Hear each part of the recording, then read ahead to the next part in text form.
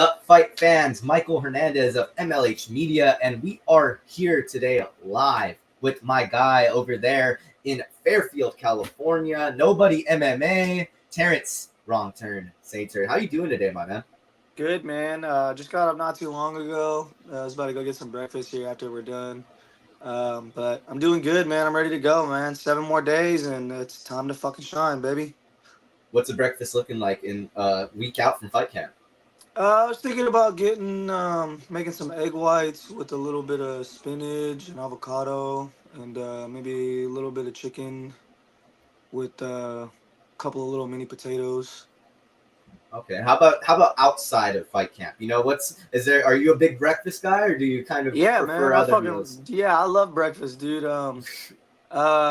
Outside of fight camp, I probably would have had like 3 or 4 over medium eggs with a shit ton of hash browns and a couple pieces of bacon, some sourdough toast.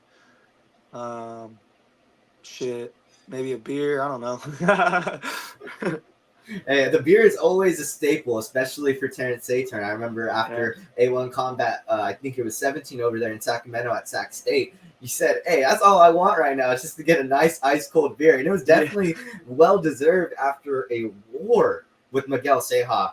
Could you take us through that battle? Because I know we talked a little bit after you talked to Corey McKenna, but watching it back a little bit and kind of getting to prepare for this fight, how did you feel looking back at yourself and just seeing kind of everything that was going down uh, in January now? Wow, stuff's moving fast. Yeah, I know. Time. Where's the time gone? Right. For real. Um. Honestly, after I fought, I was like a little bit disappointed in my performance because I felt like I could have fought a lot better. Um, but after I watched it a few times, I mean, I didn't really do as bad as I thought I did. But I mean, I obviously could have done a little bit better, because whenever I go out there, I'm looking to finish everybody that I fight. But I don't want to sound like ungrateful or anything like for not for winning. You know what I mean? I'm happy that I won. I'm happy I got the result that I wanted. Um, but yeah, man, I do remember that night, like right after I got my hand raised and I talked to Corey when I was walking back to the back. Before I talked to you, I was like, "Fuck, man, I don't think that was my best performance." It was a good fight. It was a really, really good fight, entertaining fight. But yeah, I just expect a lot better from myself, is all. But yeah, man, it was good. I'm glad that I won. Yeah, it was a war on both sides. He had some crazy armbar attacks that I was just like, how the hell are you even able to hold on to an arm with everything you were throwing at him? I mean, you were throwing the kitchen sink at this guy, and Seha was bringing it right back. Definitely a very, very fun performance. But like how you said, you weren't the most satisfied in that. Was that kind of, I know you were speaking with Zach Kaufman. You spoke to me a little bit. You said you really wanted to be active in this 2024 year, really wanted to just continue and stay on the saddle. Was there a reason for that kind of gap in activity now to going into May? As you want to just retune some things, retouch, and get before you get back in there? Yeah, man, I wanted to tune up a couple of things, and then I got sick like the week after the fight, and yeah, I was pretty. My body was pretty banged up. Waking up the next day. So I just wanted to let myself recover, and then like I said, I got sick. I got sick twice. Like, I got sick for a week, and then I got better, and then in February, um, my teammate Amini and Andrew, they fought for SF Combat. Sorry about that. Sorry No, about no, that. no, no. You're all good, Um, man. so um, yeah, so my teammates Amini and Andrew fought out in Napa the next month, and then fucking I got sick right afterwards again, bro, and I was like, fuck, man, like. And then the second time I got sick, bro, I was hella sick. So I was like out of training for like a week and a half, man. But I'm better now. Um, so I'm ready to go.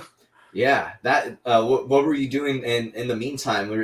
Was there any at home workouts? I know oftentimes a lot of fighters when they get sick, they'll try and still stay active. Were you down for the count though? It kind of sounded like you Yeah, were. bro. The especially the second time, like the first time, I kind of pushed through it. You know, I was going to train and like I was hitting the bag and everything. But then the second time, dude, I was like out. Like I slept fucking for like 3 days straight and like Damn. ate like just spicy soup, you know, and tried to stay as hydrated as possible. But yeah, man, that second time was no joke, dude. Everybody got sick. Everybody on the team got sick. My coach got sick. A couple of my other teammates got sick, bro. It's just, you know, something went around, and I'm glad. I will say that I am glad that I did. It happened at that time, you know, um, versus like now, you know, because I'd be pretty fucking pissed if I was fucking sick right now. Oh yeah, no, and I could see where you would be upset, especially with the Yeah. lead up to this fight, and there's a lot. I mean, speaking to Tom Anderson before this fight, he's looking at you as one of kind of those top guys in the flyweight division at the moment. How does that kind of feel for you as someone that's been building your repertoire up? And I know I've spoken to you in the past, and you said you wanted to kind of become that guy for A1 Combat, or just become that guy to where you can get to that UFC level. How does it feel to know that you're climbing up the ranks in one of these promotions, and possibly with a big win here, who knows? You could be in that title contention pretty soon. Yeah, I mean, it feels good, man. I don't want to feel ungrateful, you know, again, but I'm not there yet. So I mean, and the job's not done, you know. It's great. It's great to look back and see, you know, all the great things that I did, but um, job's not done yet, man. I'm still not at the big show. I still, you know, not the champ for A1 Combat. So I mean, job's not done yet, and it'll get done sometime this year. I know I can feel it in my fucking heart, man. It's gonna get done. Um, but yeah, I mean, it's cool. You know, A1 Combat always shows me and my team a bunch of love, man. I be seeing all the highlights, and you know, you know, almost all the highlights that they post, they got at least a clip of me in there somewhere. You know, so that's cool. I appreciate that, and I'm really, really grateful for it. You know, thank you to Tom and Uriah and their whole team over there. You know, for you know, just showing me and my team as much love as they have been. You know. Yeah, 100%. I feel like Uriah too. You're definitely on his kind of. When I was watching back a couple of the fights and him commentating about you, he said, "Man, those eyes of Saeturn, they pierce through. You know, whoever you're fighting, you just the way you look at your opponent. Has that kind of always been something that you've had in your mind as a fighter? Is like whoever I'm across the cage from, it's some guys approach the game a little different. You know, they look at it as a friendly competition. When you're in there, it looks like you are strictly business. Has that kind of always been the mentality when you've been in the cage? Yeah, man. I seen like a little mini documentary on YouTube of Fedor, and he put it in like the best way. I love the way he put it.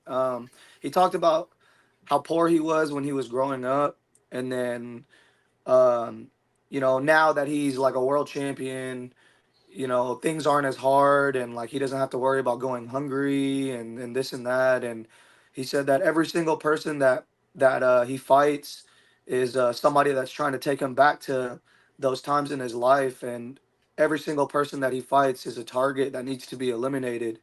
And I really, really like that, you know what I mean? And like I mean, outside of fighting though, you know, outside of the cage, like I feel like I'm a pretty cool guy, but you know, when it's my job, you know, like I have to fucking hurt you, and it's just what I gotta do, man. You know, and it is what it is.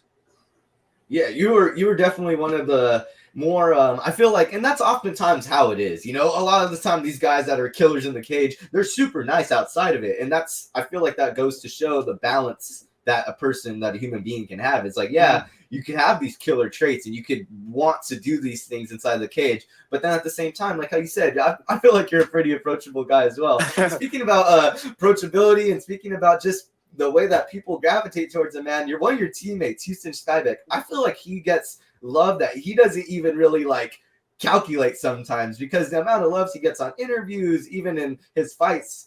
Do you feel like he, as like kind of being someone that's been his teammate for a while, do you think he understands the amount of kind of love and support he gets from the MMA regional fan base now that he's a professional? Yeah, man. Me and Huey, dude, we've been teammates since I was like 16, so well over 10 years, man. We went to high school together. We wrestled on the same team together. You know, we've been drilling partners for forever. You know what I'm saying? And he doesn't really be on social media like that, so I don't think he really knows like how much people fuck with him, you know.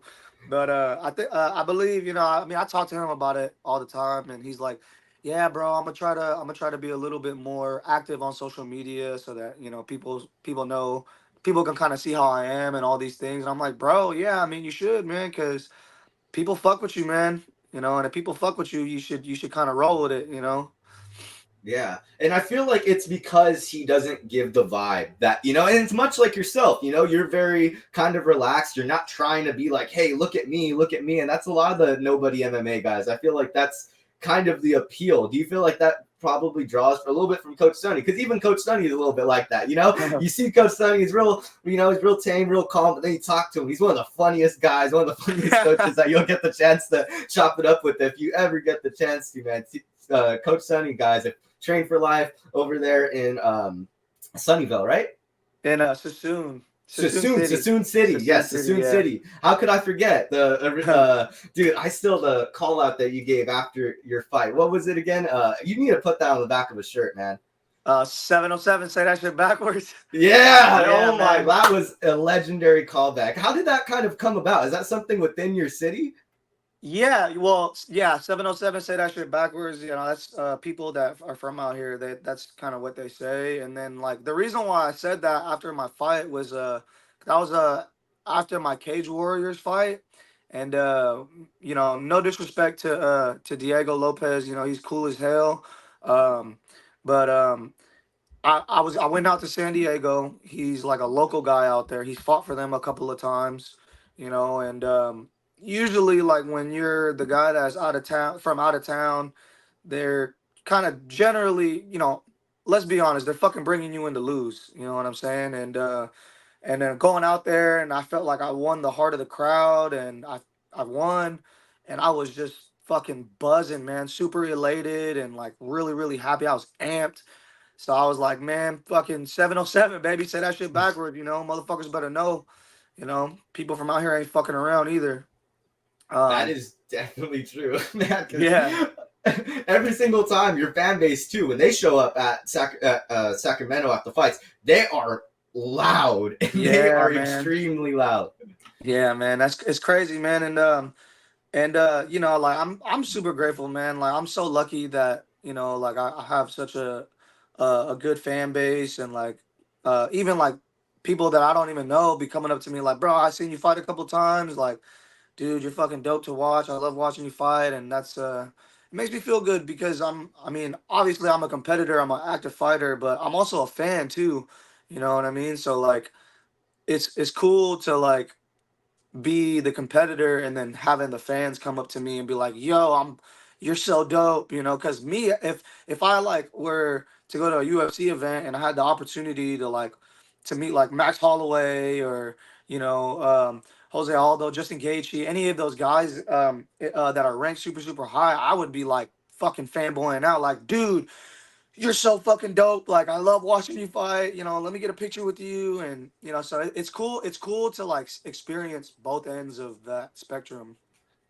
Yeah, it's coming full circle for you Yeah, finally. yeah, You yeah, you were yeah. on one side of it, and now you're kind of being able to bring it in a little bit, which is 100% deserving because you definitely have one of the most fun fight styles in all of regional MMA, not only the flyweight division, but I feel like you could throw on, if you were to have somebody that's not watching MMA, you could have a Terrance Saeturn fight on in front of them, and they would be like, I like this guy. I like the energy he brings into the cage.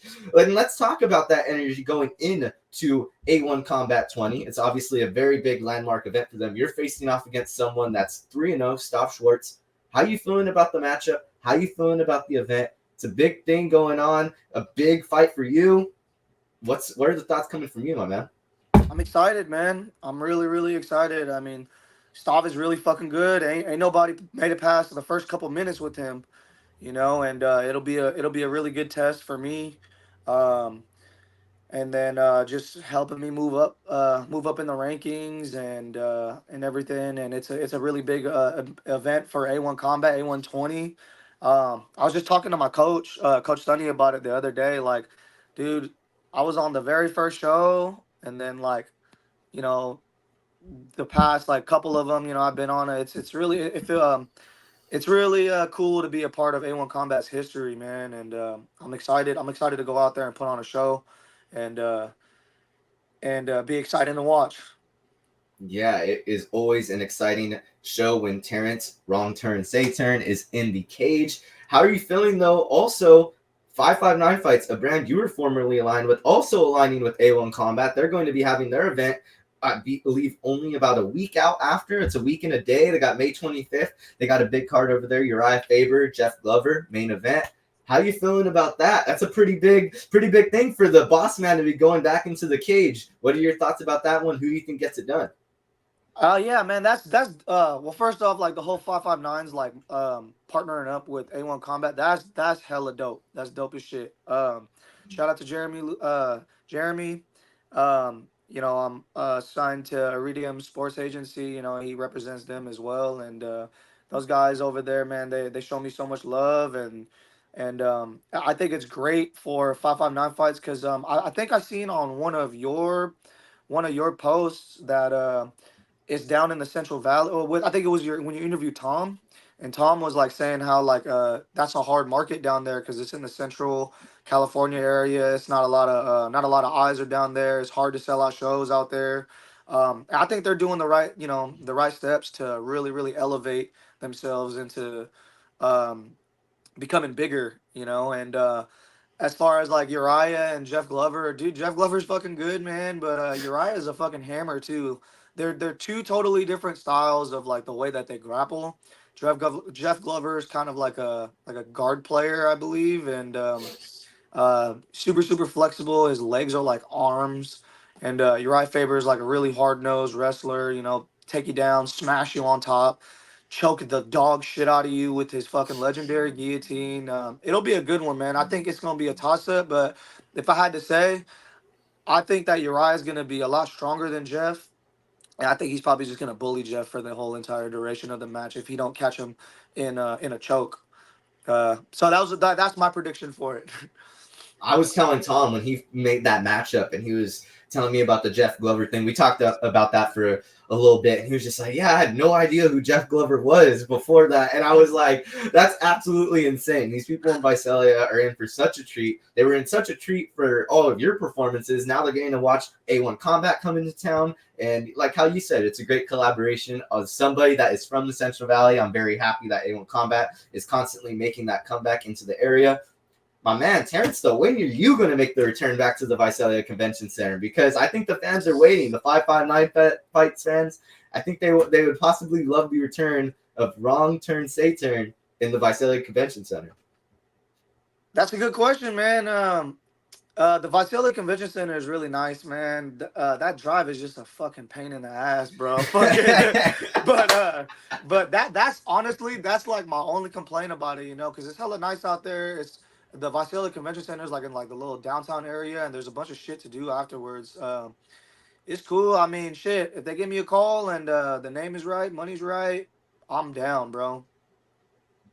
Hey, I think the 559 Fights fans will welcome you with open arms no matter what, even if it's over at Tachi Palace. I think they'll be more than willing to make the trip over there, much like how you had that fight with Lake Gee. I know it's not your favorite fight to talk about, but I know that it's also a fight that you learned a lot off of. Is that possibly a fight we could see you getting back in the future if you are to get that A1 Combat Flyweight Championship, or in general, just on the regional scene? Is there potential that we see you go back for that Lake Gee fight? Because I know that's a fight that you kind of expressed a lot of frustration in the past, and especially talking to Corey in the lead up to your fight with David Lopez, with your fight with Miguel Ceja. You would mention that fight a lot. Is there a possibility we see that game ran back?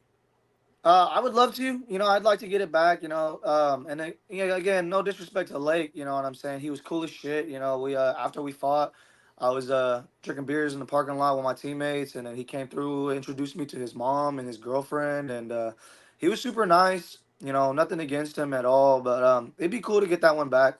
Um, yeah, that'd be nice. I wouldn't say no. You not in opposition to getting the one loss back on the record. I definitely don't see why a fighter wouldn't want to get that one back, especially in that fight, because I mean, as much as that was I believe it was a unanimous decision, it was a war for Late to be holding you down. It was definitely not the easiest part for him to be trying to hold you down, or even for him to try and grapple with you. So I'd really love to see you guys getting back in there, possibly for some championship rounds. You never know. Those 2 minutes can always add on a little bit of time. But Terrance, I really appreciate your time. We're almost racking up the time here. I could talk to you for hours, but it's really been a great opportunity to get to speak to you before this big opportunity at A1 Combat 20. Was there anybody in particular that you wanted to thank in the lead up to this one? I know you have a lot of teammates that help you out over there at Nobody and Train for Life Center, but was there any sponsors, anybody in particular that you wanted to thank in this interview? Yeah, man. First off, thank you, man. It's always good to talk to you, Mike. Like, you know, you always show me hella love, bro, and you do a really good job at doing what you do. And I appreciate that, man. I do want to give a shout out to my sponsors, La Cabana, WKF, Whiskey Throttle Racing, True VIR Financial, um, um, one second. You're like, hold on, I got a list of them. Mac Entertainment, Mom's Basement, MMA, Panoscopic Productions. My girl Nicole, her art page. She's the one that does all our shirts at Nikkei Art. Speaking of that, I got some new shirts coming out. They should be coming out next week. They're dope as fuck. My fight team, Nobody MMA, Train for Life, Team Seronio. Fight like our kids, man. Jammers, strong foundation. You know, Chris and his family, man, they show me a lot of love, and it's only right for me to reciprocate that, right? And Precision Paint, and A1 Combat, you know, Tom, Uriah, thank you guys for always giving me an opportunity to just do what I love to do, man. It's great. I'm grateful for all the opportunities given to me or presented to me. And I can't wait to go put on a show, you know. 100%. Well, I think the fight fans will be very excited for when you get to put on that show over there at A1 Combat 20 for the fight fans over there at the Hard Rock Sacramento. And of course, to all the fans watching live on UFC Fight Pass in the 707, in the 559, 916 nationwide. They're all going to be watching as Terrance Saeturn looks to hop in that cage against Stev Schwartz. Michael Hernandez of MLH Media, and we are going to be signing out over here with my guy, Terrance Wrong Turn Saeturn over there out of Susan City, California. Thank you so much for your time today, my man. Thank you, man. Let's fucking go.